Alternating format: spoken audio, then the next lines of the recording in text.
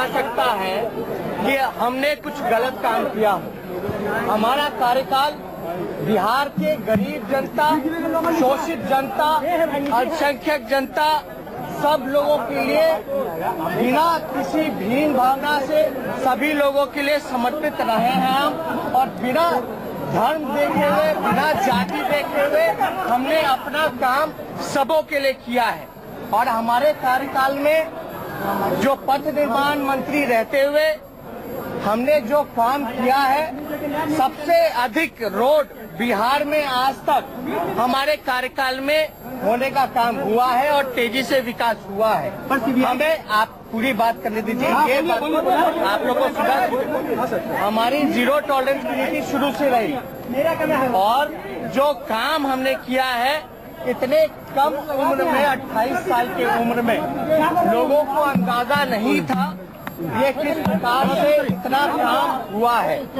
और ये जो FIR जो हुआ है, इसमें हम यही कहना चाहते हैं कि ये पॉलिटिकली वेंडेटा के हिसाब से बीजेपी के राजनीतिक षड्यंत्र, अमित शाह और नरेंद्र मोदी जी के षड्यंत्र के हिसाब से ये केस कराया गया है। हमें पता नहीं कि लालू जी से तो ये लोग डरते थे, लेकिन इस 28 साल के नौजवान से भी इन लोगों का अपना पड़ रहा है, ये हमारे समझ में नहीं है। ये लोग भयभीत है।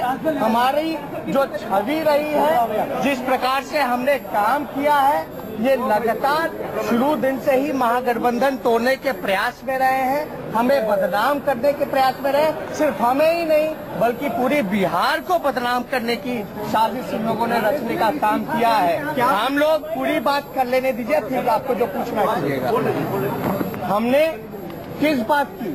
हमने गरीबों की बात की, हमने किसानों की बात की, मजदूरों की बात की, नौजवान की बात की, रोजगार देने की बात की, प्रधानमंत्री को उनके किए गए वादा को निभाने की बात की। इस बात की हम लोगों को सजा दी जा रही है क्योंकि हम पिछड़े परिवार से आते हैं, इस बात की हमको सजा दी जा रही है। हमने बिहार के लिए खून पसीना लगा करके, ईमानदारी से मेहनत करके तरक्की तक पहुंचाने की बात की, इसलिए हमारे ऊपर षड्यंत्र रचा जा रहा है।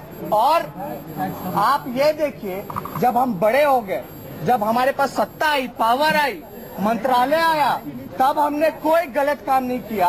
और 13-14 साल के उम्र का बच्चा वो राजनीतिक षड्यंत्र करके घोटाला करेगा, गलत काम करेगा। मतलब 13-14, 2004 का मामला, 14-15 साल उम्र होगी, हम गलत काम करेंगे? जब मेरा मूछ भी नहीं आया था तो हम गलत काम करेंगे? आज हम उप मुख्यमंत्री बने, ईमानदारी से अपने कर्तव्यों का निर्वहन किया, तब कोई गलत काम नहीं किया। और उस समय ना मेरे पास कोई पद था, हम तो बच्चे थे, मूछ भी नहीं आया था, मूछ भी नहीं आया था। ये आरोप नहीं है, ये षड्यंत्र और साजिश और झूठा और फर्जी आरोप है। हम जनता के बीच जाएंगे। बिहार के जनता ने हमको यहाँ चुन करके भेजा है, उस महान जनता के मैंडेट का हम रिस्पेक्ट करते हैं। अपनी बातों को हम जनता के बीच जाएंगे और बिहार की जनता हमारे साथ खड़ी है, बिहार का नौजवान हमारे साथ खड़े हैं। बीजेपी को आने वाले समय में हम लोग मुंह तोड़ जवाब देने का काम करेंगे और देश से खदेड़ने का काम करेंगे। अमित शाह और मोदी जी को हम लोग बता देंगे, जब तक हम लोग इनको बिहार से नहीं बल्कि देश से सफाया नहीं कर देते, तब तक हम लोग दम नहीं लेने का काम करेंगे। और महागठबंधन अटूट है, अटूट रहेगा और चलता रहेगा। और जिसको आप लोग कुछ बीजेपी शासित, जो बीजेपी माइंडेड मीडिया है, जो कई गुंडे जो मीडिया में आ गए हैं, उनको दिन पर दिन जो निराशा हो रही है कि ये गठबंधन टूट नहीं रहा, उनके लिए हम मीडिया के लोग गुंडे कैसे हैं? तो कैबिनेट की बैठक खत्म होने के बाद तेजस्वी यादव बाहर आए और अपने आरोपों पर सफाई देते हुए नजर आए। उन्होंने प्रेस के सवालों का जवाब दिया। उन्होंने कहा कि बीजेपी का साफ तौर पर ये षड्यंत्र है। मेरे खिलाफ जो भी आरोप लगाए गए हैं, उस वक्त मैं नाबालिग था, तो ऐसे में कैसे ये मामला बन सकता है? उस वक्त समझ भी नहीं थी।